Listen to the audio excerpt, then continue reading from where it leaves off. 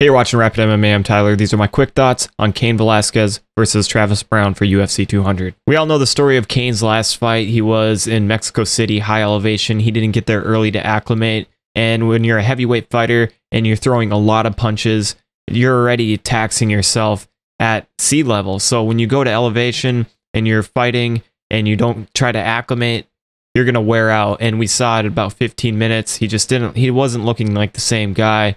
And then Fabricio Verdum, all the credit to him because he was striking him two up on the feet. And it was all turning out more towards Verdum. He went there early. He acclimated. That we saw the story of the fight. I mean, if a person like TJ Dillashaw has trouble acclimating in Denver, Colorado at that high elevation, then we know that somebody like Cain Velasquez is going to get taxed as well. So now we're fighting in Las Vegas. It's hot there, but this is a place that Cain's fought before. And this is probably a much better scenario for him.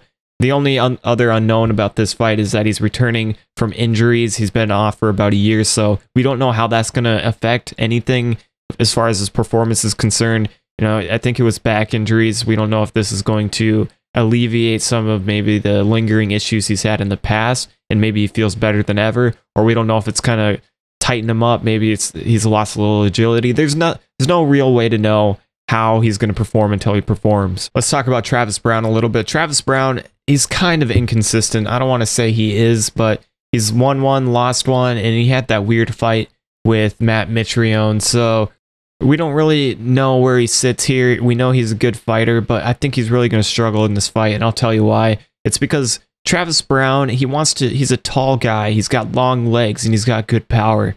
But when you're that big and you're in the heavyweight division, it's hard to be so mobile. There's not that space that these smaller guys have to be agile and use their footwork. But if he can, that's where he wants to fight. He wants it at range. He wants to pick Cain Velasquez apart. He wants to hit Cain with something that JDS did in those fights. He wants to beat him. But what Cain learned in those fights was not to give JDS space and box him on the inside if it's possible. If Cain decides to play the game and stand at range, he's going to get picked apart. There's no doubt about it. It's going to be very hard for him to land his strikes while you have somebody like Travis Browne throwing punches from a distance. Travis Browne fights long, but we've seen times where other fighters are able to get in on Travis Browne and land combinations on the inside. Let's talk about Fabricio Verdum against Travis Browne. In that first round, there's a lot of signs that really make me feel like this is going to be Cain's fight. I mean, although Travis landed really good punches right away, Fabricio was able to come back. He landed combinations in the pocket. He was able to change levels against the fence and take Travis Browne down. Those are the things that Cain needs, and he might only need one round to get this fight done. So when I watch that fight, I'm picking Cain Velasquez right off of that because it showed up in the Andrei Arlovski fight too, where Andre was able to get in the inside and land combinations. Although that fight was sloppy, Cain Velasquez's boxing and his defense is quite a bit better than someone like Andrei Arlovski because Arlovski fights tall and Cain will get inside. He'll punch and then he'll clinch and grapple and he'll take you down. It's an exhausting style and it's going to be tough for Travis Browne to deal with. Now for Travis Browne, the best case scenario is him fighting very long and keeping Cain on the outside. Hopefully he can punch him in the head like JDS did and knock him out from the range. Now, if Cain decides to play that game, there's a big chance that he loses. What's really interesting to me is if Travis Browne uses kicks, because I really find it important that he does, there's always the risk of the takedown, but Travis Browne has really good takedown defense, 83% of total takedowns avoided. But if you're going to throw kicks, there's always a risk of the takedown. What is he going to do? I think kicks are so important at keeping distance. I think it's so important at keeping your range.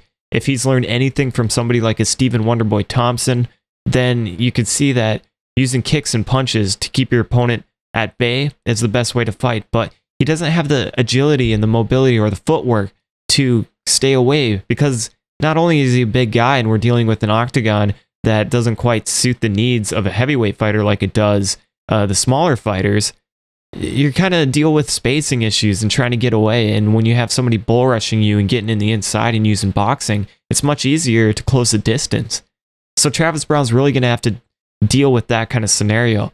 If Travis Browne can use kicks and be confident in them, avoid takedowns, and try to avoid any combinations in the pocket, he has a lot of success going on. But for myself, after watching a few of his fights, I just feel like he's on this loss, this win, this loss kind of pattern going on, and Cain is back. This is going to be a very, very tough fight to deal with.